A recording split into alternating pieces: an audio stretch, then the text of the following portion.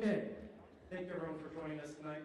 My name is Matt Weibel, Congressman Amash's District Director in Grand Rapids office. I want to welcome you to tonight's town hall and remind you that we have an office in Grand Rapids and a satellite office in Battle Creek. If you're having issues with the federal agency, whether it's a passport, an immigration issue, Social Security, you didn't get a medal, if you're a veteran, we're here to help you expedite that process and do what we can to straighten out the bureaucracy and make sure we can get you a favorable outcome to the best that we can. So you're always welcome to call us. We're here to help, be of assistance. I want to thank Grand Rapids Christian High School for hosting us tonight. This is an incredible facility.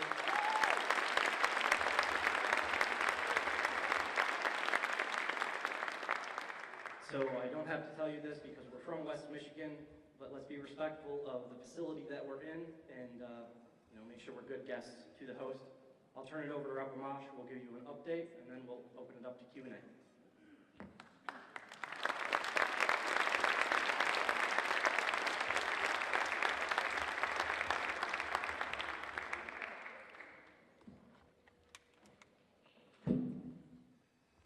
All right, okay. Have you read any interesting tweets lately?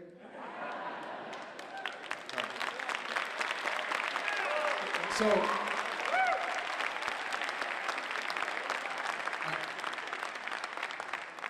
I want to say thank you to Grand Rapids Christian.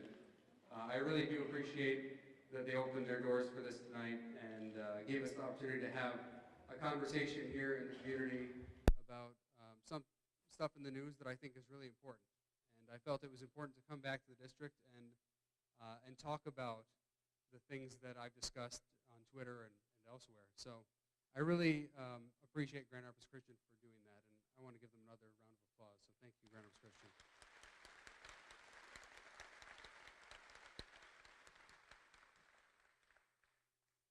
So my birthday was on April 18, and I got a birthday present, not a good one. The Mueller report came out on my birthday. Which meant I had to spend my birthday thinking about that. But I took my time to read it. I was very careful about it.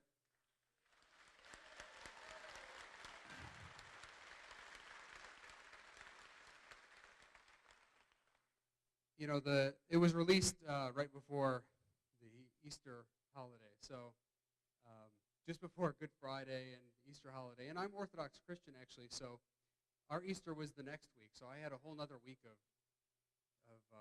Holy Week. So I took my time. I didn't want to rush it. I wanted to read it carefully, read it thoughtfully, and come to the conclusion that would be based on the facts, not based on political affiliation.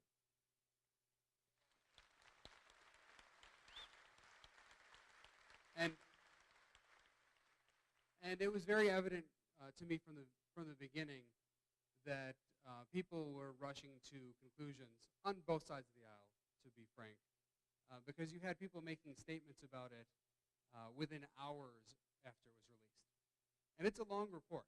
It's 448 pages. Volume 1, it has more Russians in it than there are characters in Game of Thrones.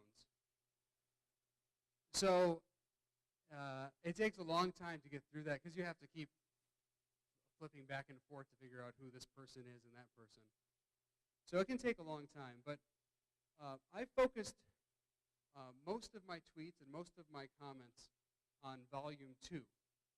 And Volume 2 deals with obstruction of justice. And I'll try to keep the intro brief, and we'll have a chance to go back and forth with some questions. But in Volume 2, Robert Mueller very clearly identifies and analyzes a number of instances, several instances of obstruction of justice. And he identifies these instances and shows us all the elements. So he presents all of the elements of obstruction of justice. Now, the DOJ, the Department of Justice, has a position that you can't indict a sitting president, and I agree with that position. I don't believe you can criminally indict a sitting president. I think that's what the founders believed. So even though Mueller presents all of these elements, he lists them in his findings and analysis, he doesn't come to any assessment because he says, well, we can't indict a sitting president. And he didn't think it would be right to leave an open indictment like that, to leave open charges like that without being able to actually go forward with an indictment, and not give the president then also an opportunity to defend himself through the legal process, because it would just be sitting there during the president's tenure. So he really left it to Congress to come to a determination on these issues. And what I'll say is that in the Constitution, impeachment is a special form of indictment. It is not a criminal indictment. So we're not saying when we proceed with impeachment, if that were to happen, that we're charging the president with criminal counts. It's not about criminality. So even though Mueller's report makes clear that there are elements that meet criminal standard, that's not what impeachment is about. It's a finding that someone has violated the public trust. So the Constitution talks about treason, bribery, and other high crimes and misdemeanors. And when you go back and look at what the framers of the Constitution said, and early American scholars, and even current American scholars, they're pretty consistent on this, that high crimes and misdemeanors refers not to specific statutory crimes. And in fact, when the Constitution was written, there were basically no federal statutory crimes. The federal government wasn't really involved in criminal law. It was primarily state governments and local that would be more involved with criminality. But the Constitution says high crimes and misdemeanors, and our founders meant that as someone who's violating the public trust, someone who's abusing power. They even thought things like maladministration might be impeachable. So someone just not doing their job very well. Now, I'm not sure I would take it that far. I think there are problems with taking it that far, just someone being really bad at their job. But clearly things that violate the public trust are impeachable. Now, when you impeach someone, it doesn't mean that the person is found guilty of what they're being impeached for. It goes to the Senate for a trial. So, for example, President Clinton was impeached, but he was found not guilty of those impeachable offenses in the Senate. Similarly here, you could find impeachment, and then it would go to the Senate, and there's a trial. But I think it's really important that we do our job as a Congress, that we not allow misconduct to go undeterred, that we not just say someone can violate the public trust and that there are no consequences to it. And if you get a chance, I encourage you all to read the tweets where it lays all of this out. Mueller's report lays all of this out. And I'm confident that if you read Volume 2, you will be appalled at much of the conduct. And I was appalled by it. And that's why I stated what I stated. That's why I came to that conclusion, because I think we can't let conduct like that go unchecked. Congress has a duty to keep the president in check, and it is a difficult process. For those who are worried about Congress intruding on the president's powers consistently, it is a difficult process to remove someone from office. It's not easy. So no one's suggesting that just because you start some inquiry or process that a person's removed from office. Nonetheless, we have a job to do. And I think we owe it to the American people to represent them, to ensure that the people we have in office are doing the right thing, are of good character, aren't violating the public trust. And that's why I took the position I did, and I would do it whether it was a Democratic president or a Republican president. It doesn't matter to me.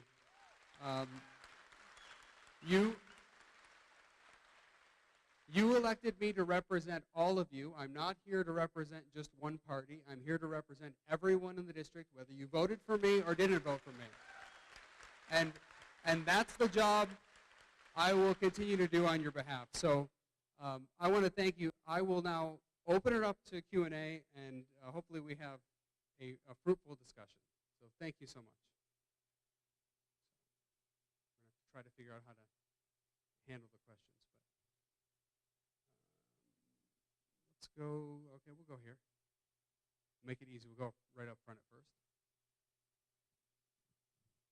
Okay, so I read the Mueller report, all 448 pages, and thanks, appreciate it.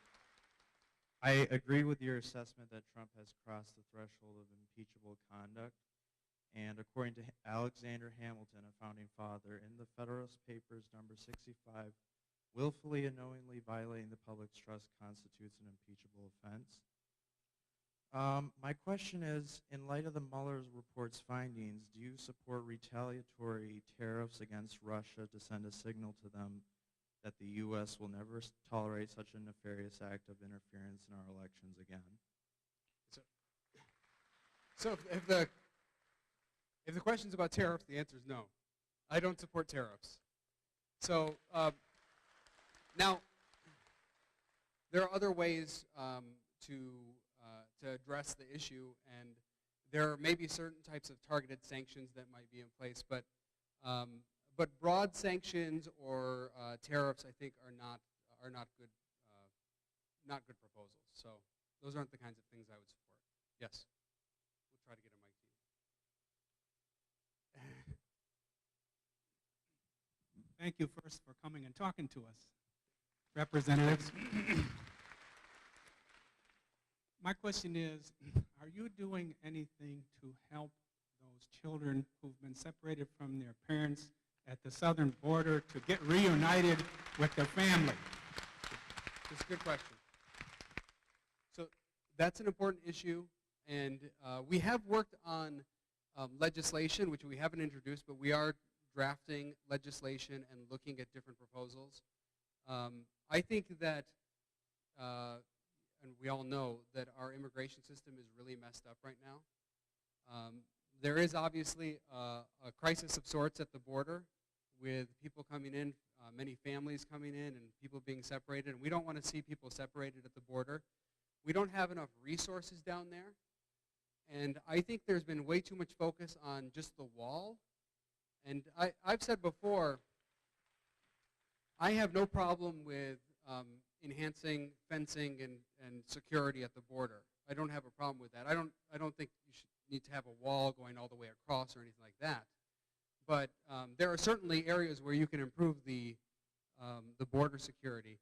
But just as important, if not more important, is that we have a better way to process people who are arriving, because there are many people who are seeking asylum, and not all of them are truly seeking asylum. Some of them may be pretending to seek asylum. They're coming here for other purposes.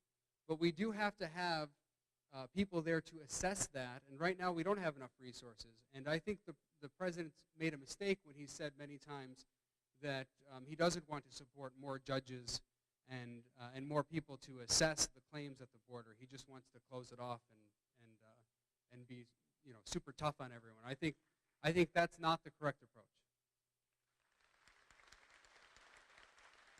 Let's see. All right, we'll go to this gentleman here in the suit. If we can get it to him.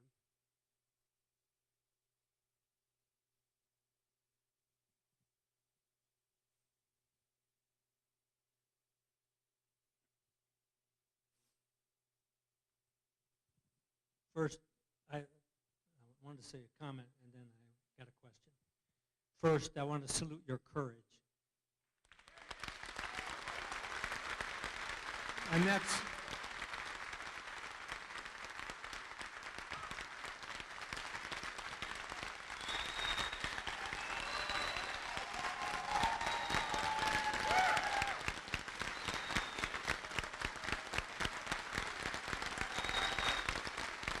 Thank you. Thanks. and that's coming from 50 years ago today, me and 6 other comrades were blown up in Vietnam and one was killed 50 years ago today. Very sorry. Thank you for your service. Now my question, Thank you. my question, is there anything in the Constitution, or can we amend it, where the electorate gets a mulligan?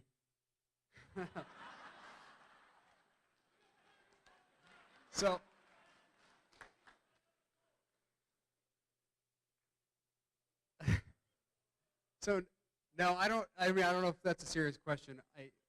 We don't get a mulligan. We get to vote every 4 years for president, and we make a decision about who we want for president.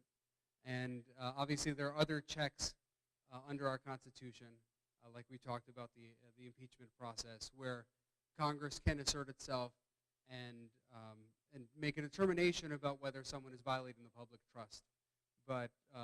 But really, in almost all cases, this should be left to the political process. And I think that those powers should be left to extraordinary circumstances.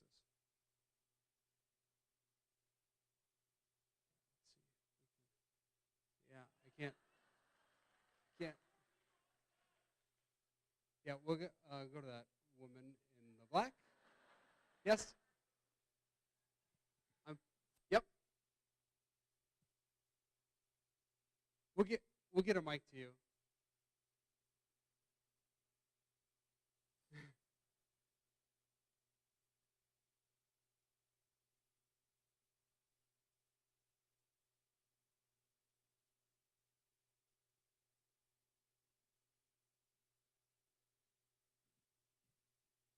I was wondering if you'd be willing to share your thoughts on medical freedom and bodily autonomy, specifically referring to the recent bill proposals regarding mandatory vaccines for all children regardless of medical history, as well as the medical tracking of such. So I don't know that I'm familiar with the specific item you're talking about, but I think that any mandates like that should not be done at the federal level. So I would keep the federal government out of it. I do think that They both are federal. I do think, okay, so I don't support federal mandates of that sort. I do think that states have a responsibility to make those determinations, and also places like schools have to make assessments about whether they allow students in who are vaccinated or not vaccinated, because they have to have concern about the other students who might be harmed if there are students there who are not vaccinated.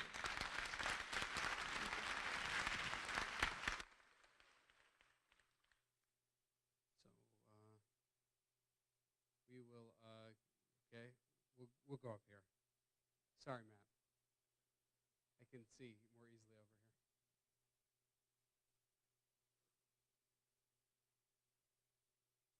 Maybe we have, I don't know if we have another microphone or not.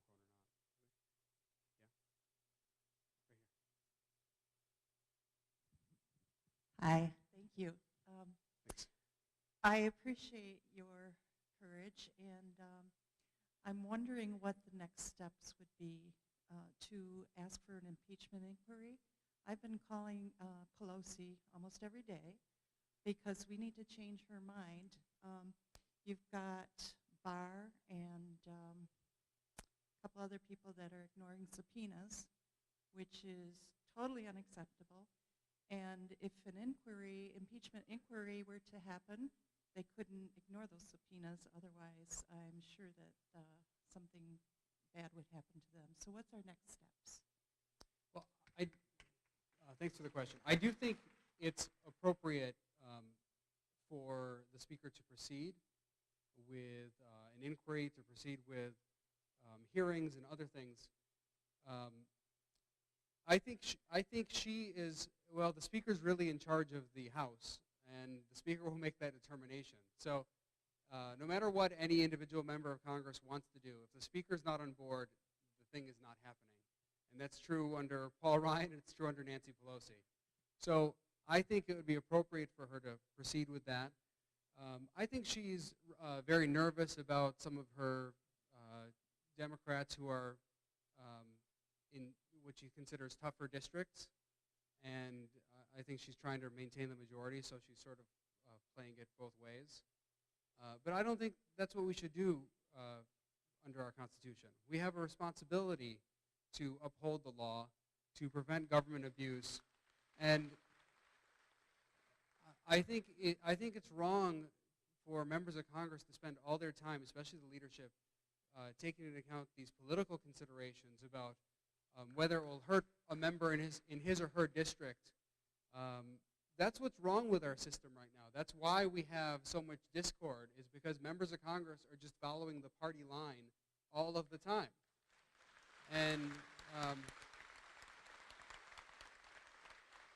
And we need to not have leadership just protecting each of the members, making sure that they don't take any risky votes or tough votes. Let's have votes out there. Just to show you how much people toe the party line. The typical member of Congress votes with his or her party about 95 to 99% of the time, which is astonishing. I got kicked off of the Budget Committee after my first term in Congress because I voted with my party only 95% of the time in the Budget Committee. They actually told me that wasn't enough. So that shows you how much they demand loyalty, and both parties do this. I currently vote with my party maybe about 70 to 75% of the time, which is a high percentage. I think most people would consider that a fairly high percentage, yet in the world of Congress, that's considered like you're banished from our party.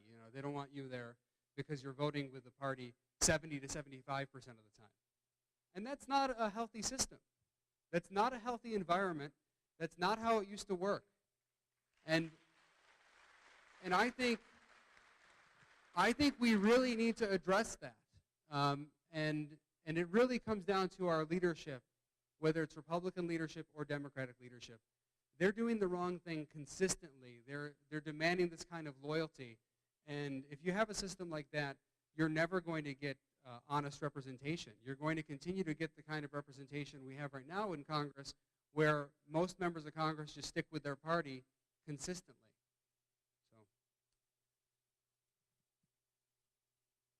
So, what can we do about it? Okay, so let me just answer this. What can we do about it?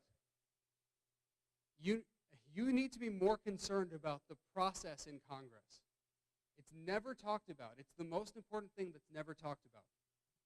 The process makes all the difference. And right now, you have a system where the Speaker of the House controls the entire process. That was true under Republicans, and it's true under Democrats. Under Paul Ryan, for example, we had, for the first time in Congress's history, an entire term where we weren't allowed to amend any legislation on the House floor. So for those of you who say things like, Justin, can you offer some amendments to make this change or that change? No amendments were allowed the entire Congress. And so far, under Speaker Pelosi, the same thing is happening. No amendments have been allowed on the House floor. Things are brought up under what's called a closed rule or a structured rule. Closed rule means no amendments at all. Structured rule means you can offer amendments not on the House floor. You have to send them to a committee called the Rules Committee. So you submit those amendments, and then the Speaker of the House decides whether to allow those amendments to be voted on. And the Speaker of the House will not allow your amendment to be voted on if it has a chance of passing and does anything. So the only amendments that will get a vote are the ones that have no chance of passing. The Speaker thinks they don't really have any shot. Nobody's going to support this one. Or amendments that don't do anything. So an amendment that's just a messaging amendment. Those will get a vote on the House floor. The Speaker will say, yeah, send it to the Rules Committee, bring it to the floor. But for us to be able to offer an amendment on the House floor, that can't be done. Now, the House doesn't normally work this way. At the beginning of each term, we adopt something called the Rules of the House, the Rules Package. And these rules go back to the time of our founding, basically. You go back to the beginning of Congress. And each year, they get, every 2 years, they get readopted and they get amended a little bit. And the rules are actually pretty open. In other words, they give individual members of Congress a lot of power. But every single week since I've been there, every single week, we have waived or suspended the rules. So we have never followed the rules of the House of Representatives.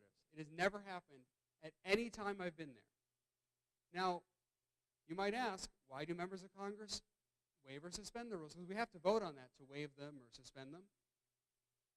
Because the members of Congress are told, if you don't do it, you will get kicked off your committees, you won't get chairmanship. If you have a campaign, we won't support you, and we might actually fund one of your opponents. So every single week, members of the majority, whether it's the Republican majority under Paul Ryan or the Democratic majority under Nancy Pelosi, every single week, the members of the majority vote to violate the rules of the House, to say the rules of the House will not be followed every single week. And when you think about it, it's obvious why that happens. The speaker has so much control.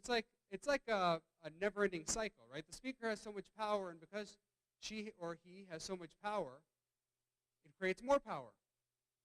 The speaker can raise more money than all the members of Congress in that party combined. So the speaker has a tremendous amount of influence, and it can control the whole process. So if you go against the Speaker of the House, and you're in the majority party, you're toast. And that's why people don't do it, and that's why we keep going through this cycle. And until people at home understand that and start caring about that, things will not change. Instead, what ends up happening, because we get so fixated on the particular outcomes of the week, the particular substance, everyone on social media complains about the particular issue at hand, and they don't think at all about the process and how we're producing legislation or not producing legislation. And if we focus more on the process, we could actually resolve these issues. You need the House to be a deliberative body where everyone participates and everyone has a chance to offer their amendments, to offer their ideas. And if you do that, I promise you, people will be less partisan, it'll be more open. You will have better outcomes for the American people. So, we'll go to that gentleman. We'll try to get a mic to you.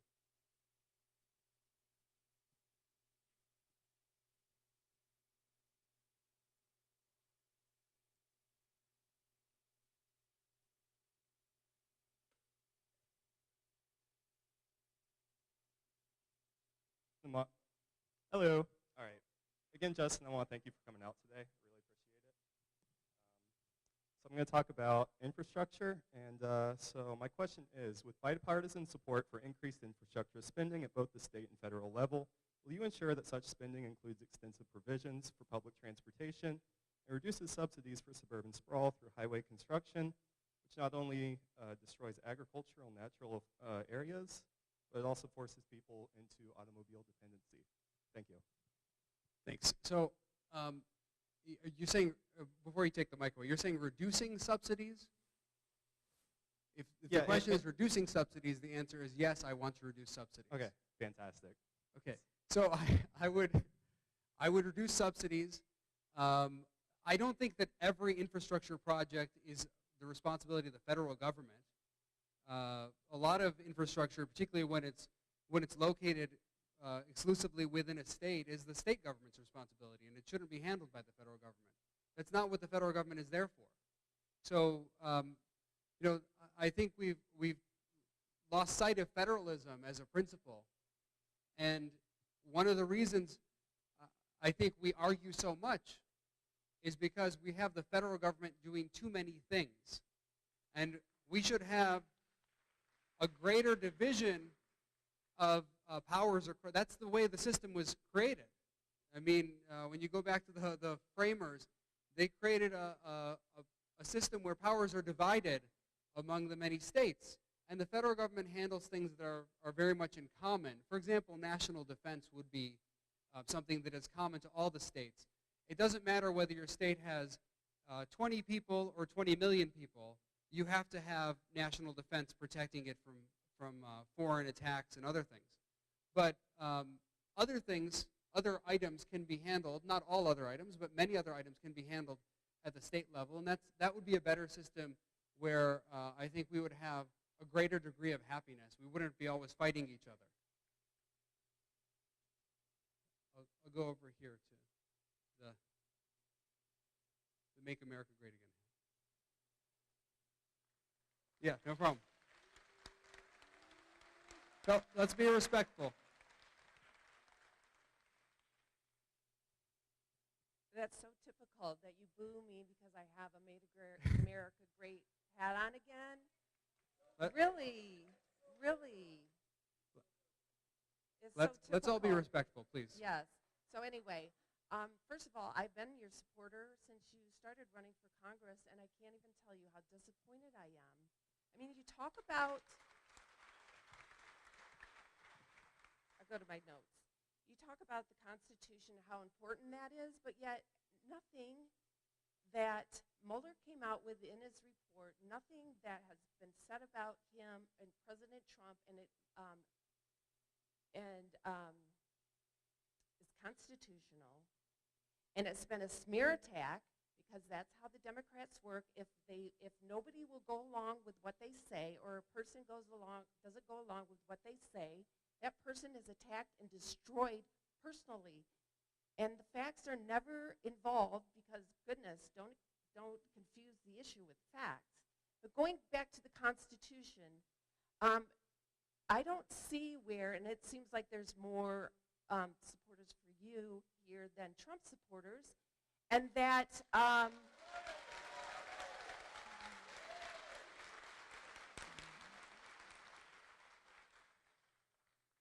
but I'm not sure that that's the same all over the country, and I would beg to difference that there's more supporters that agree with you than President Trump. And so violating the public trust is such a vague term where there's hundreds of millions of Americans, and who are you polling to get that, and what kind of questions? But yeah. Can I just finish also very quickly?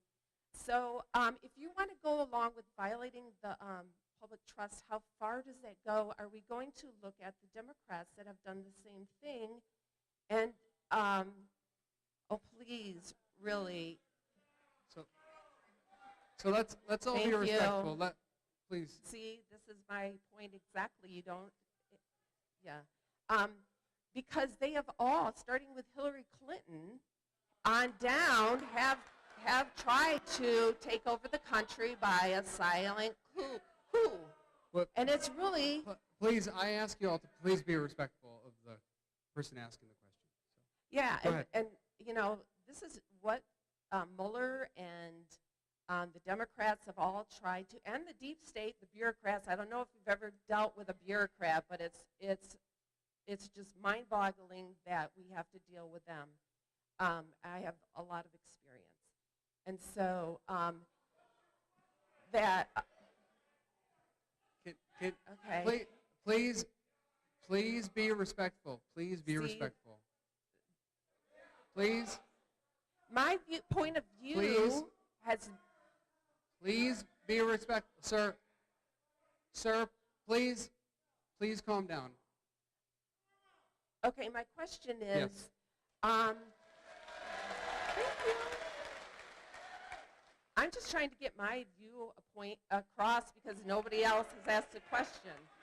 Anyway, my question is, how come you've become a Democrat when we voted for you as a Republican? Because you've just drank the same Kool-Aid as all the Democrats. Okay, so let's keep the mic there because I might have some follow-up I want to ask. But first, I have one of the most constitutionally conservative and fiscally conservative voting records in the whole Congress. And in fact, I have voted to spend less than any member of Congress in either chamber since I've been in Congress. So I voted for less spending. When I got elected as part of the Tea Party movement, people cared about limited government. They cared about fiscal conservatism, making sure that our government wasn't spending too much. Under the current administration, spending is skyrocketing. So spending has gone way up. And Republicans, unfortunately, haven't said that much about it. And I've continued to vote to reduce spending at the federal level. I talked earlier about how I think we do too many things at the federal level.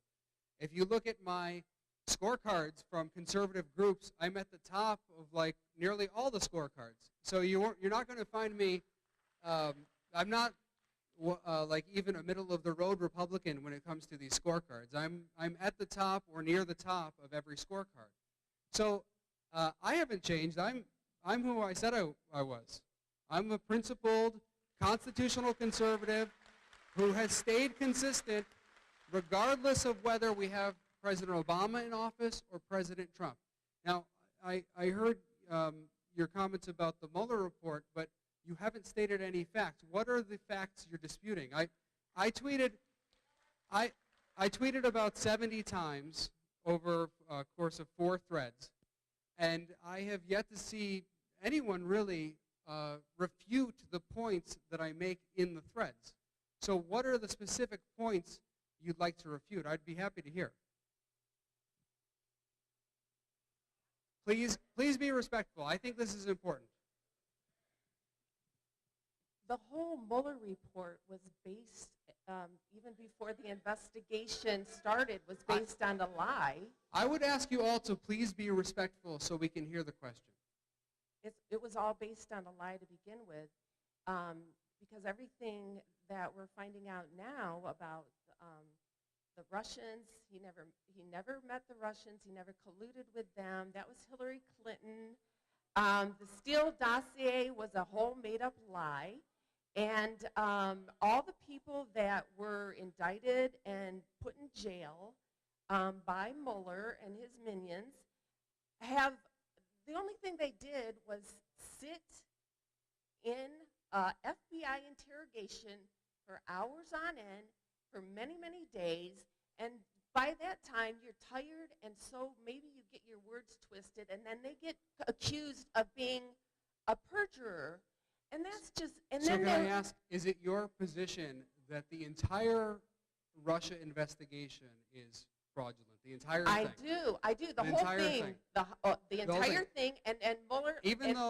Even though there's no evidence that the entire thing is based on the things you're saying, like the Steele dossier and other, there's no evidence that the entire investigation is based on those things. Because Mueller didn't want to come out with anything. He was just giving, because he never said that President Trump had committed a crime because President Trump didn't. And you can't have obstruction of justice if there's no crime committed. That's not true. Yes, it is. No, yes, it's not true. Okay, well, I don't want to, Okay, but it's not true. But this is important because, I think you hear that stuff on social media, or you might be told that stuff in certain excuse me, I can think for myself. I don't go on social media to give my facts. It is just not legally true that you can't obstruct justice when there's no underlying crime. How can you obstruct justice when there's no crime to begin with? It's very easy to explain. The reason someone may not charge an underlying crime is because justice was obstructed. So, for example, you might have a situation where someone obstructs justice and therefore evidence is destroyed or prevented from getting to the prosecutor. So the underlying crime then cannot be charged. There was no evidence. That would be a situation, for example, where you can't charge the underlying crime, but there was certainly obstruction of justice. In fact, obstruction of justice is more relevant when there's not the underlying crime, because that's when it would come into play. It would come into play most when you don't have the underlying crime, because the obstruction is to prevent the charging of the underlying crime. Okay, there was no crime because it was all based on a lie made up by the Democrats who didn't like the fact that Hillary Clinton lost and President Trump won. And also the deep state and the Republicans hated him too. They did, and it's ridiculous because Trump is all for limited government. Please be respectful, please. President Trump is all for limited government just like you said, because the federal right. government can't Hold do on. things. President Trump is not all for limited government. No, Well- that's just not true. That's not true at all. Okay, the government. you know what? I can't debate you on that All right. because I haven't researched that. However, he wants to get rid of the Department of Education. Okay, And, well, he's and- free to do so. okay, you know what? Really? He's free to do so. Really? He's the president. He could make a move to do so. Okay. All right. We'll just move on, yeah, because this is not going anywhere. Okay.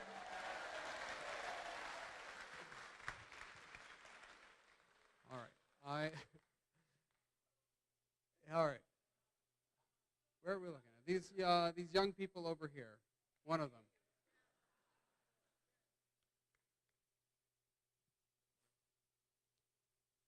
I don't know. You're all young. I don't. You're young too. Go ahead. Go ahead. Then I'll go. Go ahead. You're kind of cutting, but yes. The reason why I came here today, I listened to your commercial in the newscast. My name is Larry Donnell Jones. I'm a former Michigan Department of Corrections correction officer. I worked in Jackson for 5 years.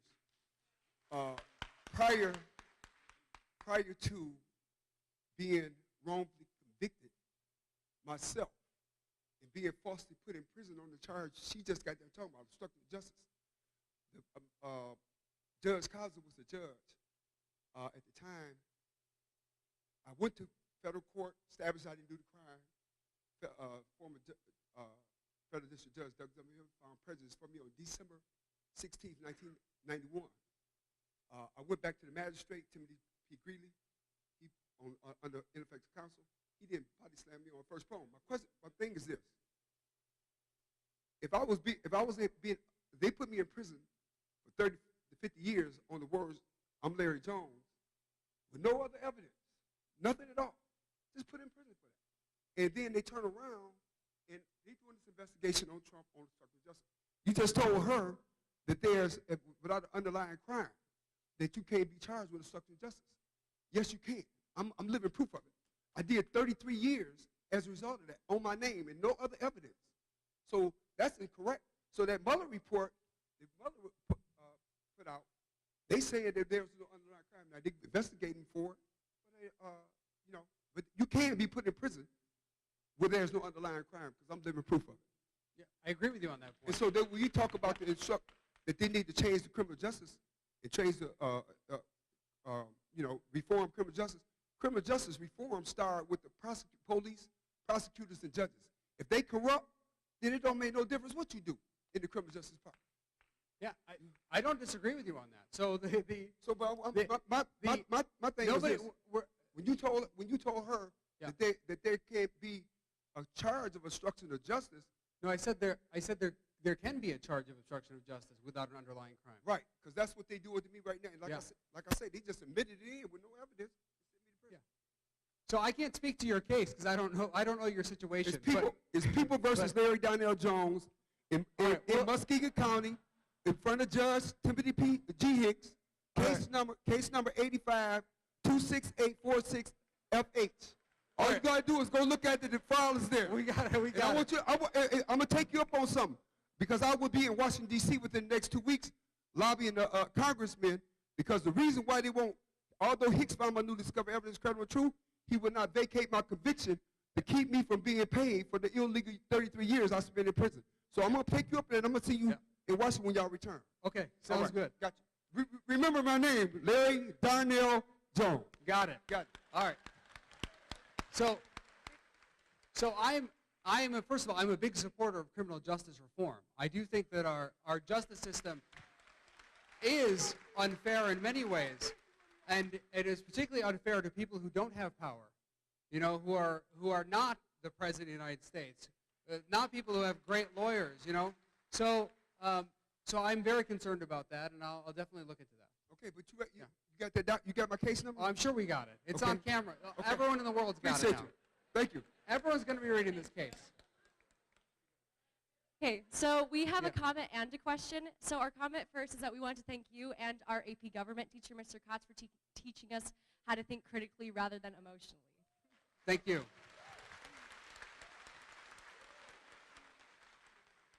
Our question is, although it's found in the Mueller report that Trump has made impeachable offenses, we want to know, because the impeachment process can take so long, that because of the 2020 election, if impeachment process is worth the time that it takes, because the election's coming up and it's such a lengthy process. Yeah, so this is a great question. And it's something that everyone has to wrestle with. You know, I wrestled with this issue quite a bit because to me the conduct was obviously impeachable. So then the question is, do you then move forward with impeachment proceedings? And my biggest concern, I thought about this for a long time. Like I said, I spent a month reviewing, analyzing, thinking about it. And I am concerned that we've gotten to the point where impeachment may never be used in any circumstance. And I think that is a greater risk than the risk that it will be used too often. When you have impeachable conduct, there are so many layers that that need to be moved through before you would actually remove someone from office. So I think there are a lot of protections for someone like the president. You'd have to have a 2/3 majority in the Senate to convict someone, which is a very high threshold to get to, especially in a very partisan environment. But I do think that it is more dangerous for our country to allow a president to mislead people, make things up. For example, in the Mueller report, again, I think that a lot of my colleagues haven't read it. A lot of people at home haven't read it, and I understand why that is, because you expect your representatives and senators to read and understand it. But and as an example, in the Mueller report, he asked the White House counsel to create a false record. Things like that to basically mislead people about a statement he had made. Things like that, to me, reflect incredible dishonesty and really harm the office of the presidency. And I don't think that you can just let that stuff go and say, hey, it's no big deal, we're going to have an election in 2 years, and just let it go. I think you have to have proceedings to deter this kind of conduct, even if ultimately the person is not convicted. And Bill Clinton's an example of this again, where he was impeached, and we could debate that one, you know, all night too.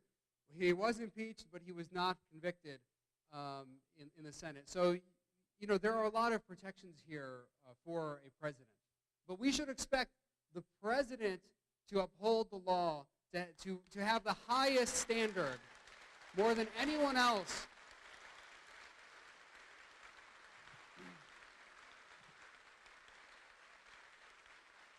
More than anyone in our government, we need the president to be ethical, to be of high moral character, and to do the right thing. And the pattern you find in the Mueller report is of someone who does not meet that standard. Thank you. Thank you. Yeah. Go ahead. I just want to applaud your courage. Again, as a retired educator, a parent, a grandparent, someone who's taught in Sunday schools, I don't know how we tell our children not to lie, that it's wrong to lie, when it's evident throughout the highest levels of government. I don't know how we teach children not to bully on the playground when bullying comments are constantly coming out in the media. These are the kinds of things that, though I don't agree with many of your stands, I applaud your courage and your morality that seems to be lacking throughout our entire congressional office, our executive office, throughout it all. So thank you for giving us something to refer to. Thank you. And I do think that this kind of stuff, ethics in government, is critically important. I couldn't go home to my kids and tell them I did the right thing if I didn't stand up for what was right. All of our kids are watching. They expect they expect our leaders to be ethical. We should expect our leaders to be ethical and to have high moral character. And I think we're sending the wrong message to many children. We're sending the wrong message to people throughout the country when we don't live up to that, when we don't stand up for that. And I can tell you as a person who's from an immigrant family, my parents are immigrants, you see countries around the world where people do not respect the rule of law and they don't care about the character of their leaders. They don't care about the ethics of their leaders. And in these countries, all that matters is that your person is in power, and as long as your person's in power, that person's allowed to do whatever they want. And the good news is Americans aren't like that. We do still in this country believe in ethics, in character, and we want our leaders to represent all the people and not bully people, not fight for only one segment of the population. We need people who are going to represent the whole country, every single person, even people who they don't agree with. And I think that's what we need to have in office. I'll go to you, sir.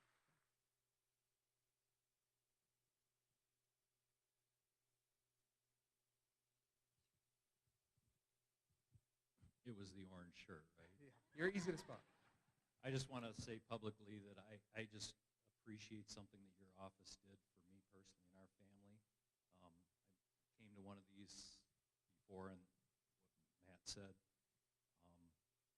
I contacted your office and requested the medals that my father had earned in World War II. And I appreciate the facilitation that they provided, and we ended up getting the medals. So I was very Thank you. very cool. Thank you for sharing that. I encourage you all to do the same because they were definitely earned and deserved. I hear these words, if I could, I hear these words morality and ethics and accountability, maybe not accountability, but you know what I mean. What's interesting, you talked about the process in Congress. Isn't that also an abuse of power by the Speaker of the House? I mean, you said, and to use your words, if we don't vote the party lines, I hope I got this right, you're toast. Isn't that an abuse of power? Do you think that's what our forefathers wanted? You're absolutely right. That is an abuse of power, and it's the abuse of power that is not talked about enough.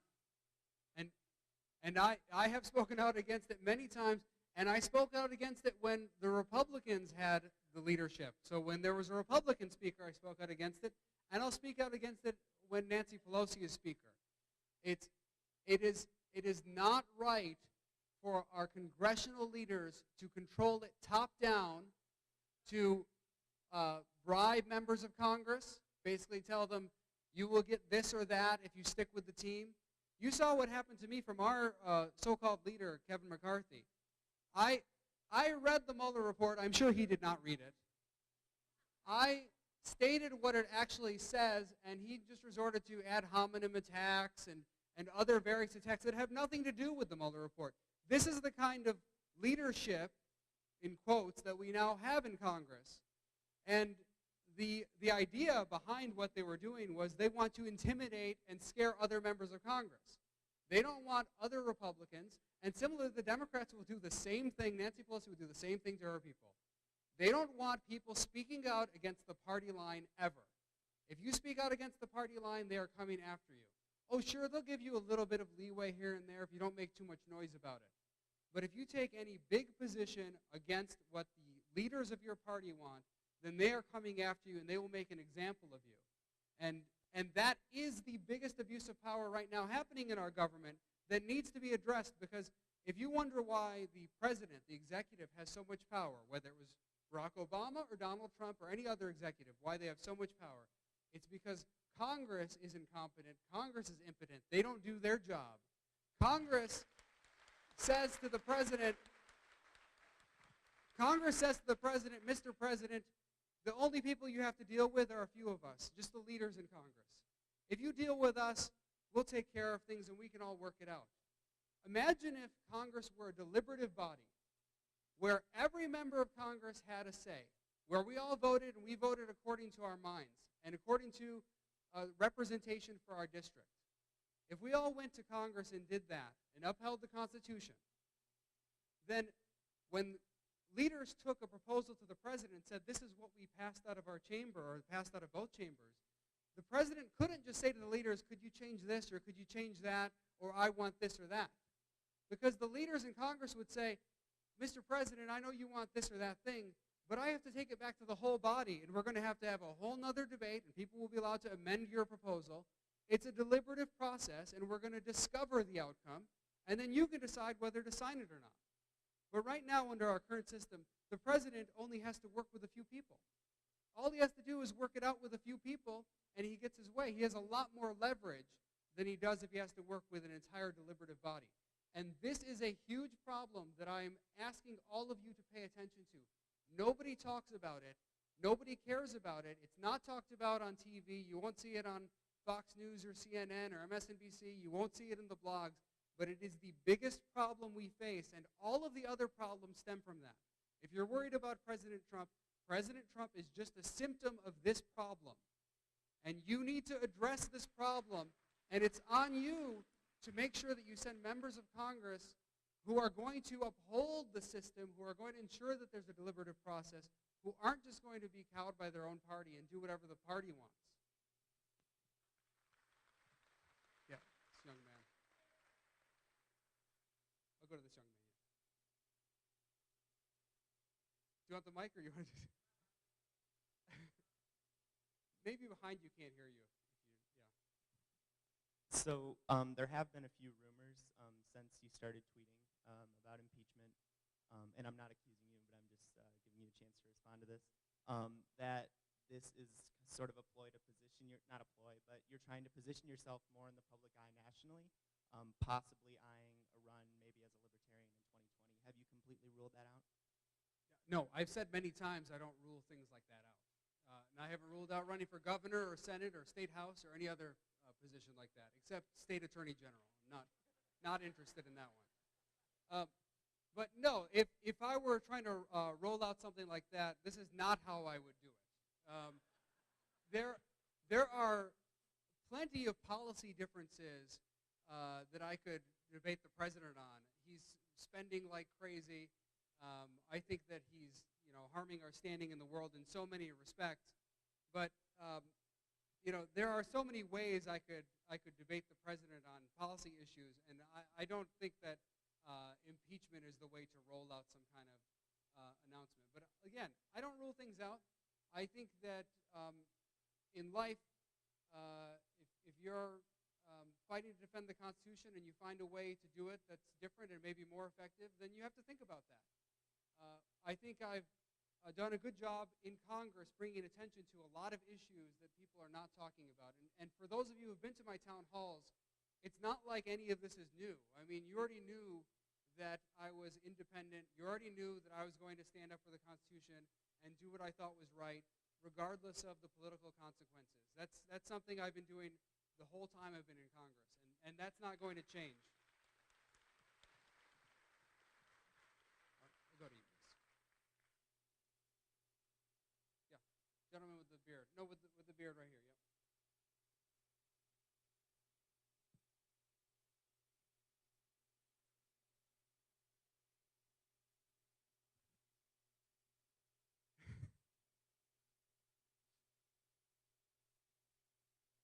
Hi.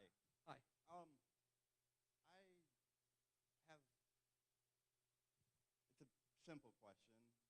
I'm a law-abiding citizen of the United States of America and the state of Michigan. I've never committed a criminal act or have any criminal history.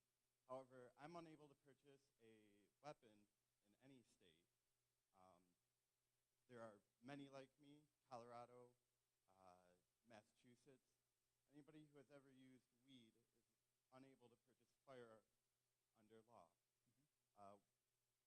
What do you plan to do to fix state and federal discrepancies? Yeah, that's a great question. So I'm for legalizing marijuana at the federal level. I don't think that you should have a federal government getting involved in something where you have states with widely divergent views on this. You have the state of Michigan that has had its say, and we don't want it criminalized in the state of Michigan. And I think it's a problem if you have the federal government saying one thing, the state of Michigan saying something else, the city of Grand Rapids saying something else, and then whichever law enforcement official shows up at your door, you're in trouble or you're not in trouble. So I think that you should take care of it at the federal level, and my friend Thomas Massey, I think, is working on that particular issue, and I'd be supportive of his efforts on that issue as well. I don't know if he's introduced legislation or not, but I am supportive. I am supportive of his efforts on that. I'm sorry. What? Yeah, I'm sure it's not, but I'll call on you because it's probably not easy. Go ahead. I'm like everybody else. I applaud your courage. It's got to, do you play baseball? Because you've been fielding really well. I don't. I don't play baseball. I'm sorry. Okay, well, I'm impressed. I didn't know what to expect, but I'm impressed. So I had a question, but you've sort of answered it in pieces. You talked about Kevin McCarthy. Andy Biggs also mentioned you in the press and says, hey, I don't know what you're doing. Aside from that, let's go somewhere else. Just give you a chance. I'd like you to defend your position on your stance that you're okay allowing illegal immigrants to vote. Yeah. So I'm not. Really? Well, then you can educate us on why you're not. Yeah. That'd okay. be great. Okay. So I think what you're referring to is some. I think it was like maybe a motion to recommit or something that was in Congress, and the motion attempted to emphasize the point that anyone who is not a citizen who is voting in any jurisdiction in the country, that is a bad thing. That's what the motion tried to suggest. But actually, that's not how our system of government works. That is not what our Constitution says, and that's not how our framers designed our system. And in fact, in states throughout the country, you've had people who are non-citizens voting since the time of our founding. That is something that the states decide and local jurisdictions decide. So at the federal level, yes, we absolutely do have a requirement that you have to be a citizen to vote in a federal election. And I fully support that, 100%. And I even support requiring citizenship in state elections. But there may be situations where you have some local election and you have residents, non-citizens but residents who are voting. They send their kids to the school or something like that. And it's just related to like a school board election. Well, that should be up to the local jurisdiction. That shouldn't be up to the federal government.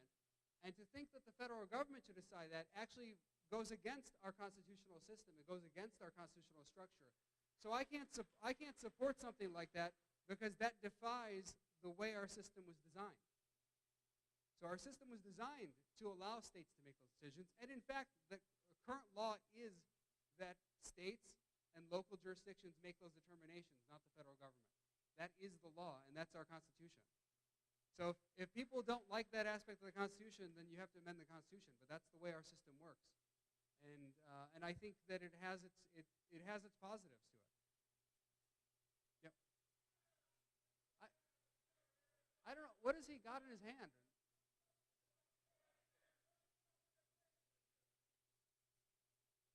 Oh, okay. I'll go to the get it covered. So, okay, hold on. I'm going to the gentleman back there.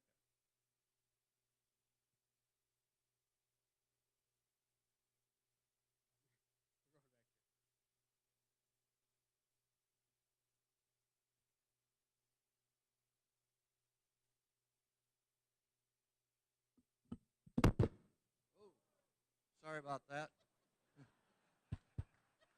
Thank you, Congressman, for coming tonight. Appreciate it.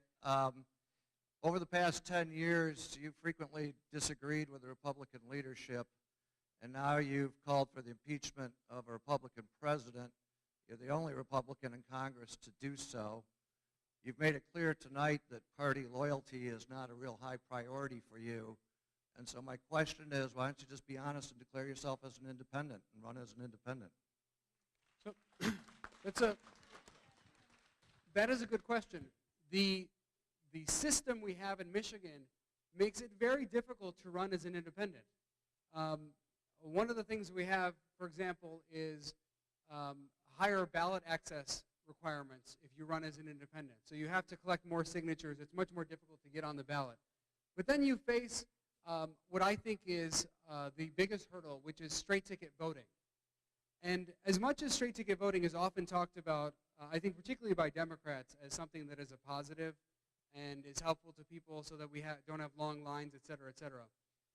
I think it's largely something that both party establishments really like because it prevents alternative choices from appearing on the ballot and winning. If you have straight ticket voting, what ends up happening is the people at the top of the ticket, the parties listed at the top of the ticket, get a whole bunch of votes. So maybe 50, 60% of the people just vote straight ticket and then they get out of there. So if you are an independent on some other part of the ballot, they don't even see you. They don't even get to that choice. And I think that makes it very difficult. And in fact, only a few states have straight ticket voting. Michigan's one of them. And I would suspect if someone studied it, and I hope someone will study it if they're listening to this, that Michigan and other states like Michigan have way fewer independent candidates and third-party candidates even who are elected to higher office because of straight ticket voting. Now, for those who are concerned about straight ticket voting, they say, well, we don't want to make lines too long, et cetera. What I would say is there are alternatives that allow you to avoid straight ticket voting. You can have more polling places. You can have places open for longer periods of time. You could have voting over a longer period of time. So there are other things to address those issues. There are other ways to address those issues without straight ticket voting. So straight ticket voting, also think about straight ticket voting this way. If you want to vote straight ticket, that means it's actually not that difficult for you to vote the whole thing, because how hard is it to go pick all the Republicans or all the Democrats? That's actually quite easy. The people who take a long time voting are the people who go back and forth. The people who all pick one party, you just go pick the party. Maybe it takes you like a few seconds longer than straight ticket voting, but it's not that much of a difference. So, so I would say we have to get rid of straight ticket voting in this state, and then you'd open it up to alternative choices. Yeah, I'll go right here. We can get you the microphone if you want.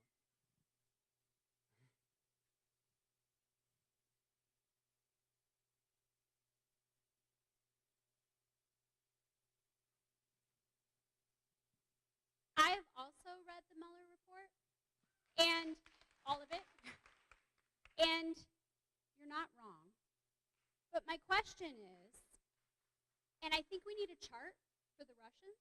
I mean, I couldn't, it's crazy. There's a glossary. Yeah, there is, yeah. And I went through it, but you need like I guess it's the teacher in me, we need a visual diagram to keep them straight.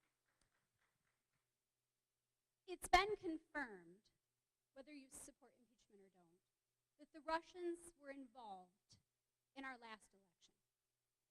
So the question is, what are we going to do about it so they're not the next time? Yeah, so that's a good question.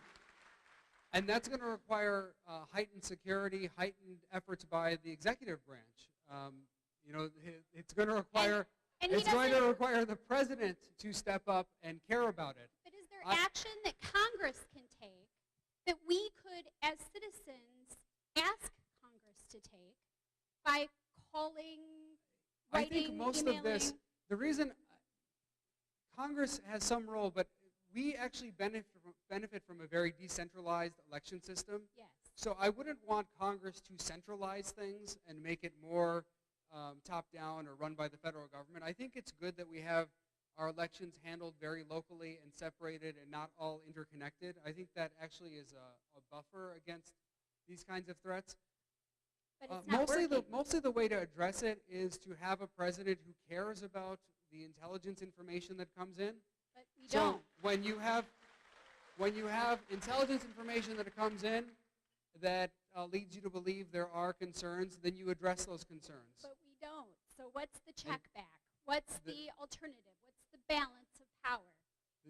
The check, again, is for Congress to continue to press on it, for members of the Republican Party, my party, to press the president on it, and we don't have enough of that. But if you're talking about some kind of legislative check, I'm not sure there's a whole lot of legislation that could be passed to address the problem. Okay. So.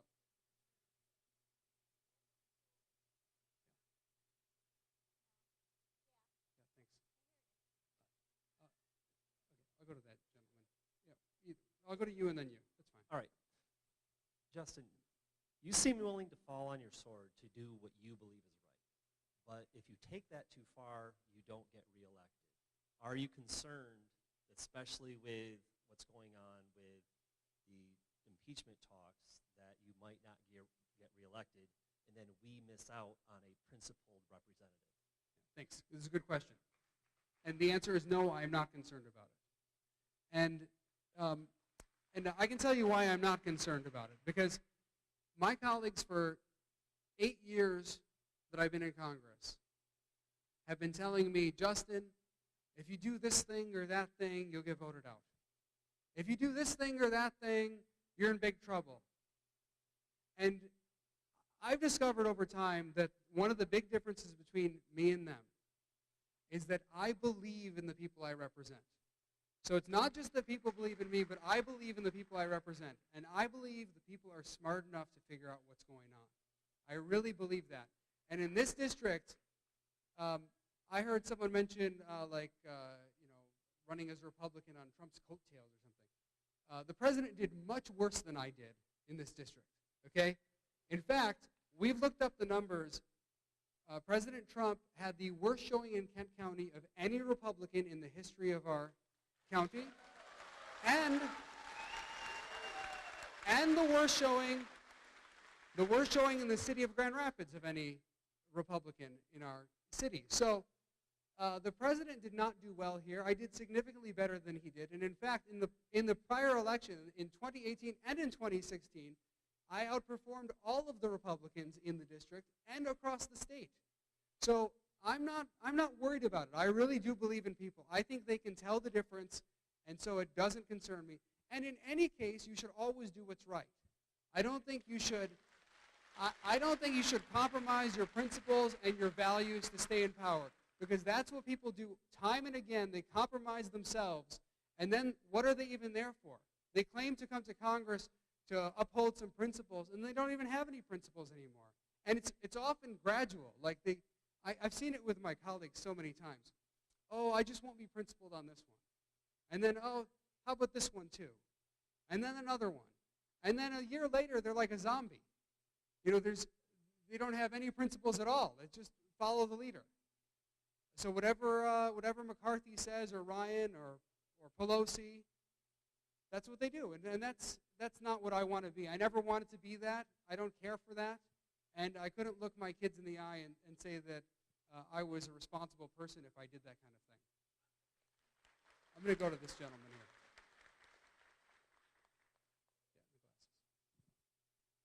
All right, this is going to be a real easy one. I have a dream of being booed by everybody in a crowd this size. So let me just confess. 2-time Obama voter, 1-time Trump voter.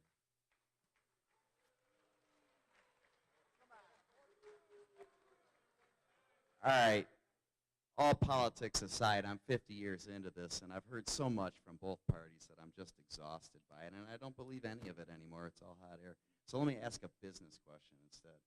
Is it true that you've got a factory and you make tools somewhere? This is a great question. The answer is no. I do not have a factory. You hear these like ridiculous stories. I do not have a factory in China. I own part of our family's business here in Michigan, so it's in Wyoming. I was going to ask you if maybe you wanted to move it to your district. So it sounds like you're already set. So I'm a part shareholder in our family business. Our family business does less than 10% of its products from China. So it doesn't manufacture, but it does purchase products from different places. But less than 10% is China. My brothers do own a trading company that does business in China. I don't own it. But again, that all is related to the 10% or less of our family business that is purchases from China. The rest of the purchases are United States or primarily Taiwan, frankly. So actually, people have brought up this tariff issue.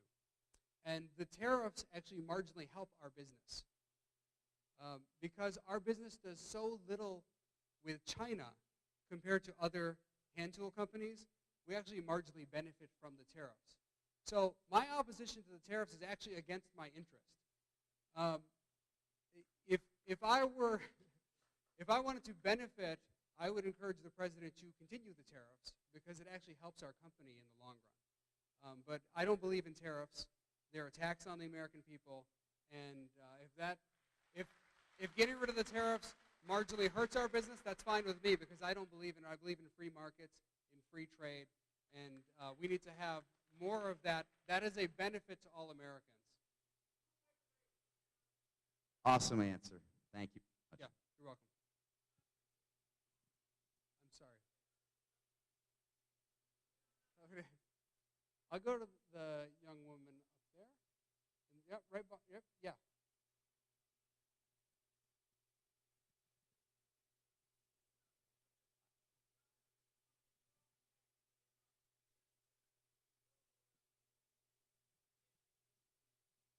Thank you. Hi. I'm going to admit that I assumed that this was going to be more Republicans than Democrats when I came here. So I'm a little more nervous than I would have been otherwise. But I would like to say that I think a lot of the people here that are cheering you and applauding your courage, most likely a lot of them didn't vote for you. I, on the other hand, have voted for you in every election since 2010. And in fact, I worked on your first campaign in 2010. I knocked on hundreds of doors for you. I made hundreds of cold calls for you, inviting people to your events to meet you. I made tons of personal phone calls to friends to vote you in when you were running against a bunch of other people, right? That was like your hardest election versus being an incumbent, in the last time you ran. So I was there for you from the very beginning. I'm not sure how many people applauding his courage were, but I would like to say since that time, I've changed my position on you. And you have spent the last 2 years failing to do your job, which is to directly represent the popular will of your constituents. That is your job. That's not my job. No, sorry. I double-checked online before I wrote that in my notes. So it is your job. It's on House.gov. You can read it yourself. My job is to uphold the Constitution. No, that's not what House.gov says. That is my job. That's not what those are not mutually exclusive. Do you realize that those are not mutually exclusive? They can be. Okay. That's why our system is designed the way it is. Not in the way that you've behaved. At first, okay, so you called for the nearly unprecedented step of impeachment. And at first you gave no reason. I read every single one of your tweets. And then when you were pressed, you finally gave a reason, and you came up with things like discussions of firings that never happened, rumors of recusal reversals that never happened. Nobody reversed their recusal. And then made baseless claims about obstruction of justice, which I know you discussed it before, but you have to have corrupt intent. So you have to prove that Trump knew that he was guilty of a crime and knowingly tried to obstruct justice based on that, okay? You don't have that. You don't have proof of corrupt intent. You don't. That's not what the Mueller report says. And you further know that impeachment would tear this country apart if it went through and he was removed from office. It would cause a political upheaval in this country people in this generation have never seen before, possible civil war. You rest safe, you rest safe in the knowledge that that will not happen, that he won't be removed from office. So you get to make the political grandstanding that raises your national profile. You are now a national household name. That's called political capital. And you are hoping to launch your star bigger and brighter than District 3. You just talked about how you did better in District 3 than Trump. Do you want to talk about how the last election you got the least amount of support that you ever have because you haven't supported the MAGA agenda? Now that's your right to do so, but it's your right to support whatever you want, but you also know that you have no future in this district because of that as a Republican. So you want to go bigger and brighter. And I have my final thing, my question is, why did you talk nothing about the FISA abuses? If you care about the Constitution so much, why didn't you say anything about the year-long violation of the Fourth Amendment rights of Trump and his entire transition team? Every phone call, every email, every personal conversation for a year was spied upon, and recorded. And they had no knowledge. And you are laughing. You are laughing about a year-long spying on an entire team of people. Fourth Amendment's violated. And you didn't speak about it once. You didn't speak about the FISA abuses, which is currently under investigation. And you called AG Barr a liar without any proof. There was plenty of supporters on the other side. We finally got a voice on our side. First of all, about Attorney General Barr misrepresenting things deliberately, I put out a set of tweets today which make it very clear. It's not really refutable. Go ahead and find some way to refute the tweets. Mueller himself issued a letter to Barr saying you are misleading people. So it's not even, that's not even refutable. I think most of the stuff you're saying on FISA is just an excuse. It's an excuse. People come up with this excuse about FISA. First of all, the FISA only relates to one part of the investigation. The rest of the investigation is not related to that FISA. You can't obstruct justice in the whole investigation because you think one part has a problem. That's not the way our system works. Second of all, nobody has fought more against FISA abuse than me. Nobody. Nobody in Congress. And in fact, nobody in Congress. And in fact, I'll tell you what happened when last time I fought against FISA abuse in a big way. I offered some legislation. And I'll read to you what happened. So this was when FISA 702 was coming out.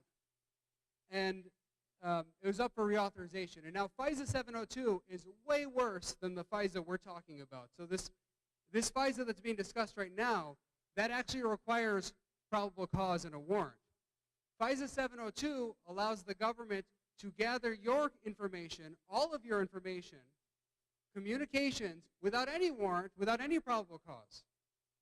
So FISA 702 is an extreme abuse of power, and the federal government has that power right now. And guess who signed it into law? President Trump. And you know what President Trump said when I offered my legislation to stop FISA 702? So I offered an amendment to the FISA 702 reauthorization to try to stop it. You know what President Trump's office said? This is a statement from the press secretary.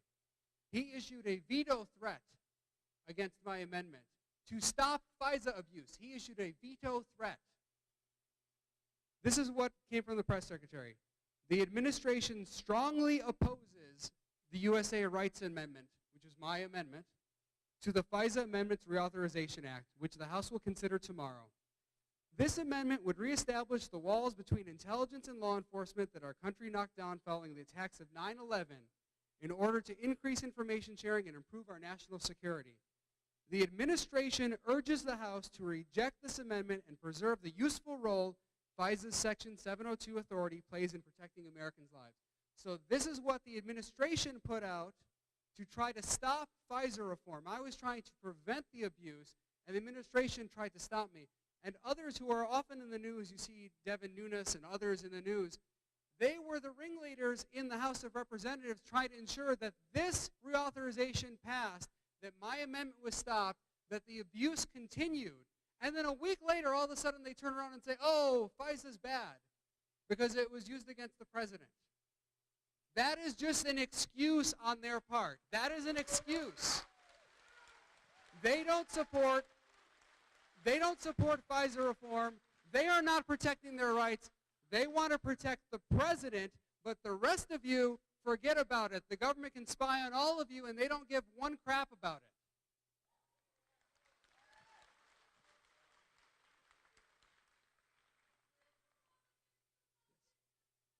Thank you. Yeah, I'll go over here.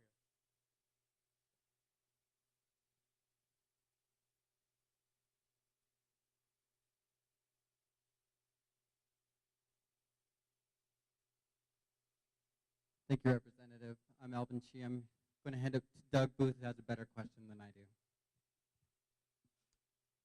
Now hold on. You got the mic. You're asking the question. Okay. Well, I know his question. All right. My name is Doug Booth. For one, I want to say thank you for having a town hall here in your district. give your full disclosure. My full disclosure? Yeah, go ahead. I am running against Justin. So, go ahead.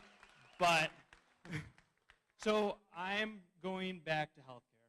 So you talk, even your slogan is empowering people, not government. And my question is, how is it empowering to take away healthcare? You consistently have voted to repeal the ACA every time it has come up. You vote to take away protections for pre-existing or patients with pre-existing conditions. Just last week, you voted against the MORE Act, which would have increased health literacy, education. I'm just curious as to how you're actually going to help specifically patients with pre-existing conditions. I mean, it's estimated that roughly a quarter of all Americans have a pre-existing condition. So how is this empowering anyone? Thanks. It's a good question. So first, I think the ACA and Obamacare have serious problems. They're the same thing. But for those who don't like it called Obamacare or the ACA, I'll phrase it that way. It has serious problems because what it was designed to do was to provide basically an insurance mandate. It's not health care, it's an insurance mandate. So it's designed to allow for insurance coverage for all people, and we think of that as a good thing.